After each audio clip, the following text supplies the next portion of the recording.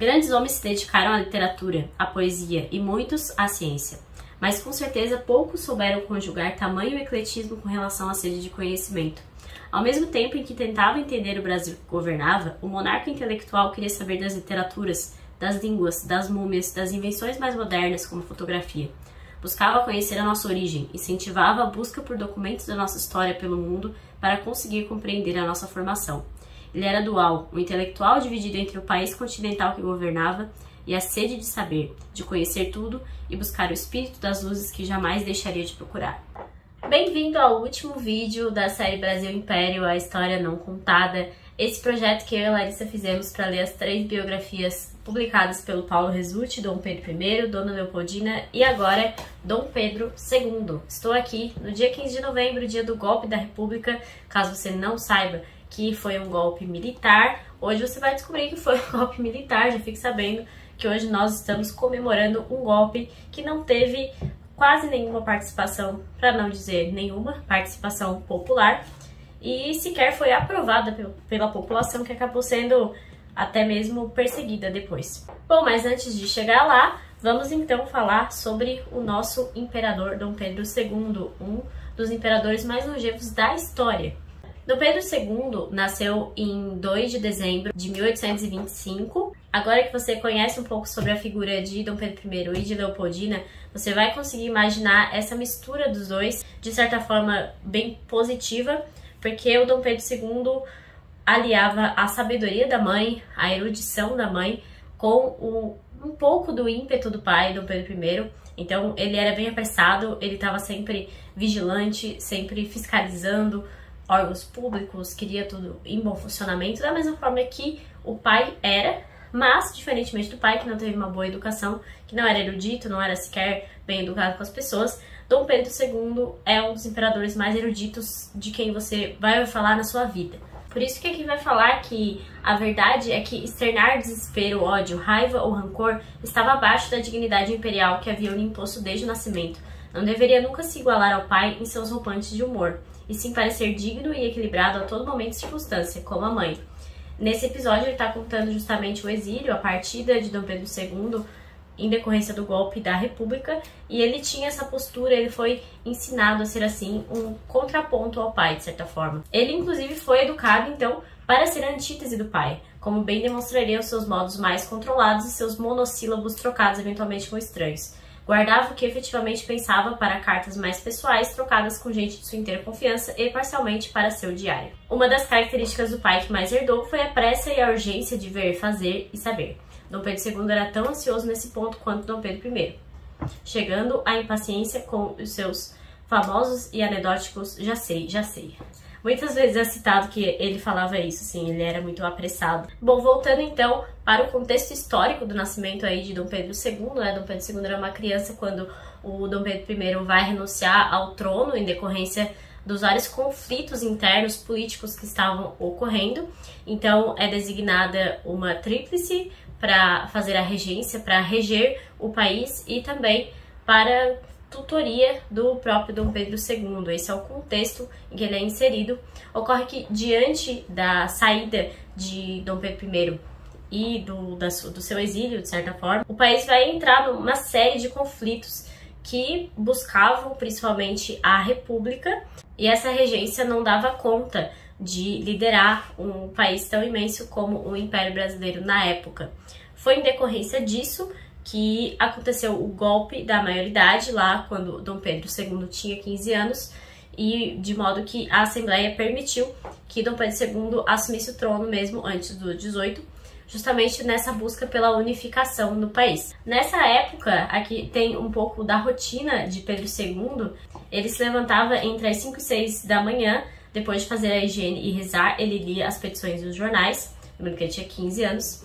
Das 9 às 14 horas ele tinha aula de História Geral e de Direito Público, além de Latim e Grego, tudo intercalado por recepções e conselhos de ministros. Ele sempre foi muito curioso em relação a todo tipo de assunto. Ele sempre foi muito estudioso e queria aprender sobre tudo.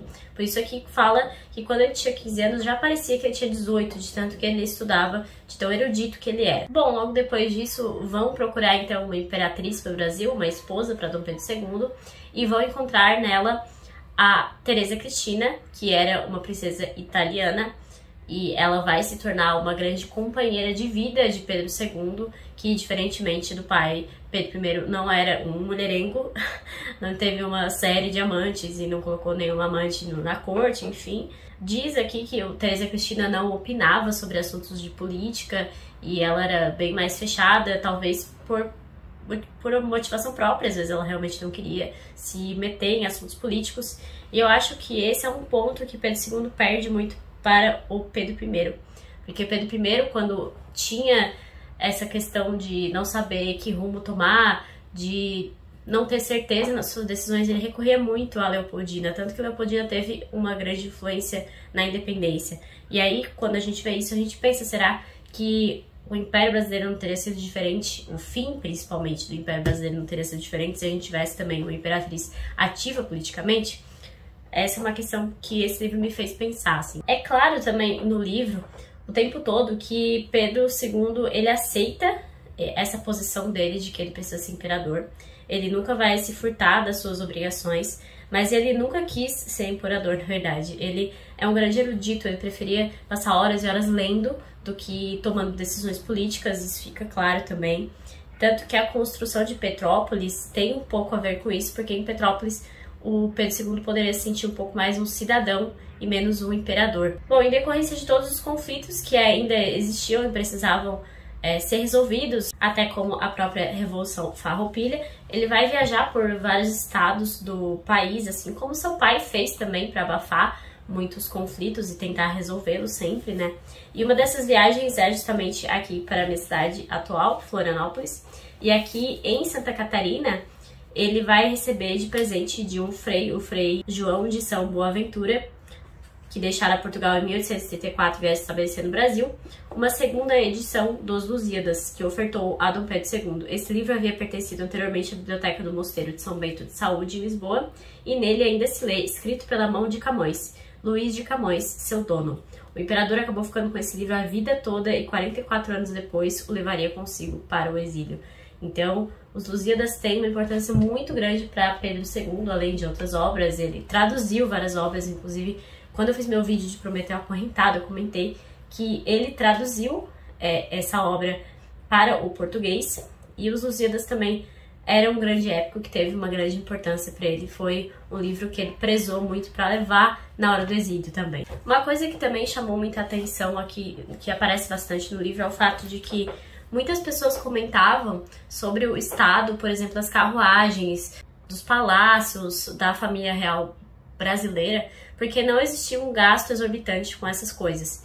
Pedro II preferia gastar abrindo escolas do que gastando com luxo e fazendo grandes banquetes, grandes festas, enfim. Ocorreram, claro que ocorreram durante o período imperial, mas muito menos do que provavelmente seria necessário para manter a população vendo a monarquia como se fosse uma coisa mais transcendental, uma coisa mais necessária e essencial. E isso foi um grande ponto que acabou levando ao golpe da República também, e a ociosidade da população em deixar que aquilo acontecesse, porque acontece isso em muitos momentos, assim. Aqui tem um momento da Guerra do Paraguai, é importante falar da Guerra do Paraguai também, porque o Paraguai, por meio do ditador Solano Lopes, tentou invadir as terras do Brasil e da Argentina, então ocorre a Tríplice Aliança Brasil, Argentina e Uruguai contra o Paraguai, e a Tríplice sai vencedora dessa guerra. Inclusive, Pedro II, assim como o pai, também vai para a guerra pessoalmente, e aqui, em determinado momento, foi proposta uma estátua para Dom Pedro II em homenagem a este fato, e ele vai escrever para o ministro do Império uma carta falando: leio no Diário do Rio de Janeiro que se pretende fazer uma subscrição para levar numa estátua. Desejo que declare quanto antes à comissão de que muito estimaria eu que só empregassem seus esforços na aquisição do dinheiro preciso para a construção de edifícios apropriados ao ensino nas escolas primárias e o melhoramento do material de outros estabelecimentos de instrução pública. Nada me agradaria tanto como ver a nova era de paz firmada sobre o conceito de dignidade dos brasileiros começar por um grande ato de iniciativa deles a bem da educação pública. Então, parece-me que Pedro II é exatamente aquele tipo de político clichêzão, assim, que, que tipo de político ideal você gostaria que governasse seu país? Você provavelmente iria dizer alguém que preferia fazer escolas a obras que pudessem ser utilizadas de propaganda. Dom Pedro II era esse cara. Inclusive, aqui menciona, sem rituais, sem demonstração de poder da parte do monarca, Dom Pedro enfraquecia o poder da coroa e permitia que se levantassem questões a respeito da necessidade de um imperador que agia como uma pessoa comum. Então era necessário que o imperador fosse alguém com poderes quase transcendentais, mas que fosse uma coisa iluminada, uma coisa abençoada, e para manter essa necessidade. Em 1868 acontece uma crise política que vai ser muito importante para culminar no golpe da República. As eleições no Brasil eram bastante eivadas de corrupção, e isso era uma coisa que, inclusive, o próprio imperador e também outros políticos buscavam modificar, e era sempre muito difícil modificar. Claro, também considerando que as eleições, quem votava eram só pessoas com elevado grau econômico, enfim, tudo isso envolve também. E em determinado momento ocorreu uma dissolução do Congresso por parte de Pedro II e não houve concordância por parte do Legislativo, e por isso eles consideraram aquilo um ato autoritário. Foi assim que começou a ideia de partidos republicanos no Brasil, e é interessante notar como também o autor aqui do livro vai falar o tempo todo que Pedro II em nenhum momento fazia qualquer tipo de censura ou resposta mesmo à imprensa, aos ataques que ele sofria dos republicanos. Isso também foi uma grande influência porque permitiu-se a disseminação desses ideais em áreas do governo muito importantes, como foi o exército, né? O exército foi o grande causador do golpe. E o fortalecimento do exército também foi uma grande consequência da própria Guerra do Paraguai, porque houve um gasto público gigantesco para conseguir vencer essa guerra e se manter, enfim, como grande império, sem nenhuma perda de território, mas ao mesmo tempo houve essa elevação moral também do exército. Então eles achavam que mereciam algumas regalias, algumas coisas diferentes do restante da população. Depois da guerra, a pretexto de cuidar da saúde da imperatriz, o imperador vai fazer algumas viagens pela Europa, e aí ele vai ficar muito vislumbrado, vai ficar muito empolgado com o que ele vê, porque ele vai passar pela era das invenções, ele vai descobrir muitas coisas, e ele sempre foi um curioso, sempre quis estudar tudo. Então ele vai visitar o Egito, vai visitar Tubas, vai visitar países importantes também da Europa, a França. Aparece muito a França, né? Eu inclusive falei bastante sobre Pedro II no vídeo sobre a história do Brasil nas ruas de Paris, né? Porque Pedro II era muito bem visto na França, já que ele era um imperador republicano. Ele sempre falou que ele considerava a república um movimento natural, uma questão natural mesmo de acontecer no próprio país, e ele se mostrava aberto, inclusive, para ajudar nessa transição. Então ele era muito bem visto na França, e nessas viagens dele, ele deixava como regente a princesa Isabel. A princesa Isabel era muito erudita também, mas ela era muito mais religiosa que Pedro II. Houve mais uma grande crise aqui, quando da volta dele dessas viagens, que foi a questão religiosa. Houve um racha entre alguns bispos e membros da maçonaria no país, e esses bispos teriam excomungado esses membros sem a permissão do Estado, sendo que a Igreja e o Estado ainda tinha essa junção, né? E aí Pedro II achou uma afronta aquilo, terem feito aquilo sem aprovação do Estado, e por isso vai desfazer esses atos. Então vai ter uma grande questão aqui. Inclusive teve interferência do próprio Papa. A imprensa jogou o imperador Pedro II como contrário à questão religiosa, como antagônico à religião católica no país, enquanto que colocou a princesa Isabel como defensora desses ideais. Então houve até um atrito causado aí pela imprensa. Isso é outra coisa que dá para observar muitas vezes nesse livro acontecendo, de notícias falsas servindo para disseminar ideias radicais aqui. Esse negócio de fake news aí não é nada atual, existiu desde sempre e inclusive derrubou governos desde sempre também. Aqui sobre a questão do republicanismo, né, de Pedro II, ele comentou aqui em um determinado momento: difícil é a posição de um monarca nesta época de transição. Muito poucas nações estão preparadas para o sistema de governo para que se encaminha. E eu, por certo, poderia ser melhor e mais feliz presidente da República do que imperador constitucional. Não me iludo, porém, não deixarei de cumprir, como até aqui, com os meus deveres de monarca constitucional. Então ele sempre deixou isso claro, inclusive tem um livro aqui chamado O Imperador Republicano, de Guy Gauthier, que é um francês, justamente porque ele é considerado o imperador republicano. Outro ponto muito importante e que é considerado também um motivo para a queda da monarquia, né, é a questão escravagista. Desde Pedro I, nós sabemos que a monarquia brasileira tentava acabar com a escravidão no Brasil, mas existia uma pressão muito forte, tanto política quanto econômica, por parte dos grandes fazendeiros do Brasil. E a economia brasileira sempre foi muito agrária nessa época, né? Então existia uma pressão muito grande externa para acabar com a escravidão, mas ao mesmo tempo isso causaria um conflito interno muito grande. Mesmo assim, a coroa fazia sua parte. Dom Pedro assalariou os escravos da coroa, não os libertou porque eles pertenciam ao Estado Nacional, e isso podia ser interpretado como uma expropriação de bens nacionais se não houvesse uma lei que amparasse o ato. Dom Pedro, a esposa, a filha e o genro participaram e auxiliaram financeiramente da libertação de diversos escravos com a compra de alforria, e no caso de Dona Isabel, ela chegou a esconder alguns fugitivos. Inclusive, no casamento da princesa Isabel com o Conde Deu, ela vai pedir de aniversário a alforria de alguns escravos. Então, era uma questão muito importante para a família real, e é com isso que vai ter uma sequência de leis, né? Começa com a lei do ventre livre em 1871, e depois tem a lei dos sexagenários também, mas a abolição da escravatura só vai acontecer em 1888, com a Lei Áurea, e no dia 13 de maio, que inclusive foi assinada pela princesa Isabel como regente, né, como a gente sabe, porque Pedro II estava novamente na Europa tratando de doenças novamente, e ele já estava mais idoso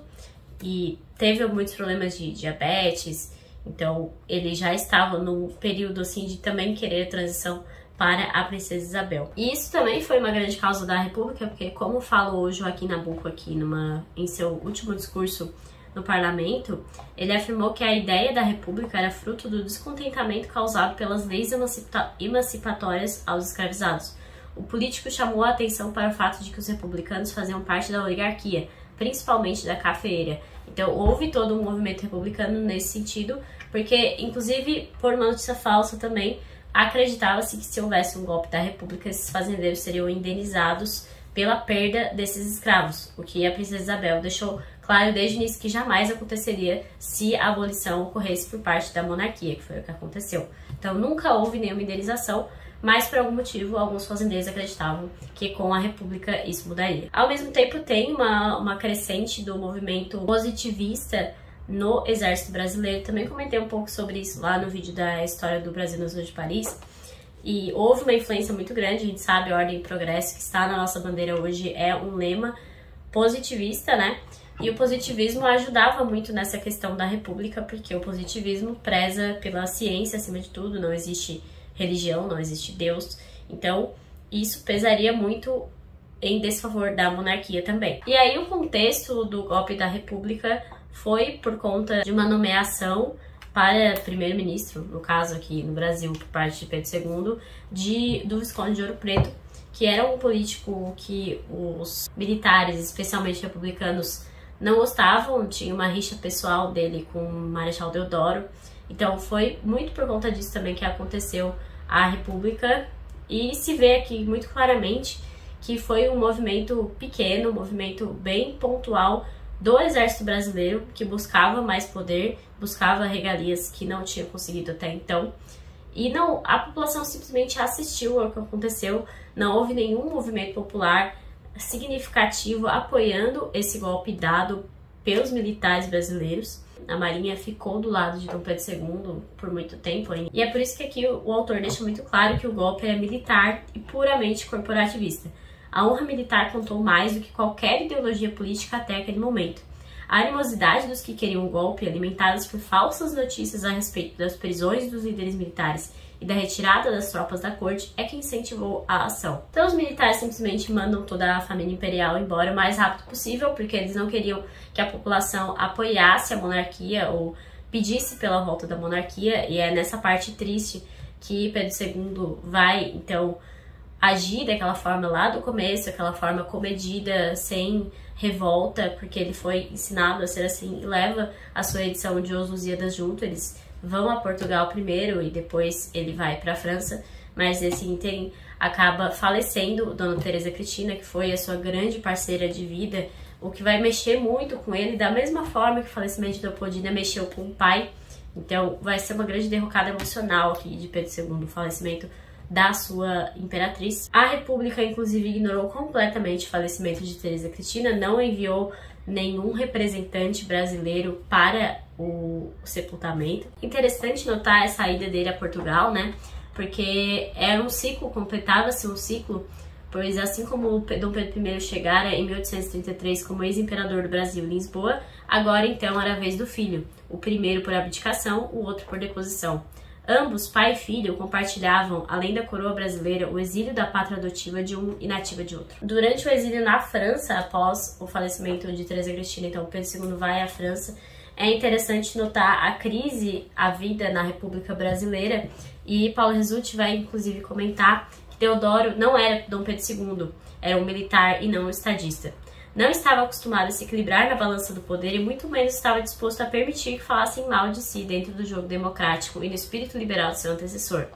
O novo governo passou a perseguir e a censurar jornais e exilou mais pessoas do que ocorrera ao longo de todo o segundo reinado. Ou seja, todo o reinado de Dom Pedro II, que é, se eu não me engano, o 8º mais longevo da história. Observa-se aqui já a diferença de tratamento da República Brasileira e da monarquia brasileira. E no dia 5 de dezembro de 1891, na França, morreu de pneumonia Dom Pedro II, esse que foi provavelmente o governante mais erudito da história do país. Até hoje ninguém nunca jamais ultrapassou a erudição de Dom Pedro II. E ele vai falecer, e já tinha avisado o Conde Deus, seu genro, de que ele levou até o seu exílio um pouco de terra do Brasil, e ele pediu para ser sepultado com terra do Brasil embaixo do travesseiro, porque ele tinha esse apreço muito grande pelo Brasil. É interessante ver como ele viajou pelo mundo inteiro, ele viajou até para os Estados Unidos, foi também muito ovacionado lá, ele trouxe o telefone para o Brasil, porque foi uma invenção de Graham Bell, e ele fez amizade com Graham. Então, é interessante ver como ele viu tudo, mas o mais importante para ele era trazer aquilo para o Brasil, era melhorar o país dele. Ele via como a gente era atrasado, ele queria fazer mudanças, inclusive implantando uma república, uma transição para a república, e infelizmente via muitos percalços, principalmente no Congresso brasileiro. E porque ele era extremamente democrata, extremamente liberal, contra qualquer tipo de censura, contra qualquer tipo de ato autoritário, que ele não avançava as coisas sem se permitir passar pelo processo democrático. É interessante também no falecimento dele que houve um completo silêncio por parte da República novamente, mas toda a população passou a rezar pela morte do seu imperador, e também houve uma homenagem muito grande por parte da França. A França, que é o país de onde veio a República, surgiu a República praticamente. Falando em história moderna, é claro, o banimento da família imperial brasileira vai acabar só em 1920, então dá pra ver como houve uma tentativa de apagar a história, uma tentativa de afastar essa visão de que o nosso imperador foi sim muito importante e foi sim um grande governante do nosso país. Ele que estudava grego, estudava sânscrito, estudava todos esses idiomas antigos, trazia obras importantes para o Brasil e traduzia para o português. Ele que preferia que abrissem escolas a gastar dinheiro público com ele mesmo. Sem dúvida foi o nosso melhor governante até hoje, e é uma pena que nós não tenhamos tanto acesso, não saibamos tanto sobre o que aconteceu nesse período. Embora tenha sido uma leitura um pouco mais arrastada, porque eu achei que teve muitas informações não tão necessárias aqui nesse livro, é uma leitura de extrema importância. As 3 biografias são porque nós precisamos resgatar essas figuras importantes da história que infelizmente são jogadas no lata do lixo como se não tivessem sido tão essenciais para a formação cultural do nosso país. É isso, esse foi um resumo bem breve, muito breve, dessa biografia de Pedro II, lembrando que o segundo reinado foi imenso, então muitas coisas se perderam aqui, eu não consigo trazer toda a história, mas eu espero que vocês tenham se interessado pela biografia. Não precisa ser essa, pode ser outra biografia, outro livro sobre a monarquia, mas eu sempre acho muito interessante estudar sobre esse assunto, porque é um período muito importante da história, do qual não temos tanto conhecimento. É isso, eu recomendo muito a leitura dessas biografias, talvez não em sequência, porque fica um pouco cansativo sim, mas se você quiser ler aí uma por ano, talvez seja super bom para você. Recomendo que você procure livros sobre essa temática. Espero que vocês tenham gostado. Deixe aí sua curtida, sua inscrição, seu comentário e até a próxima!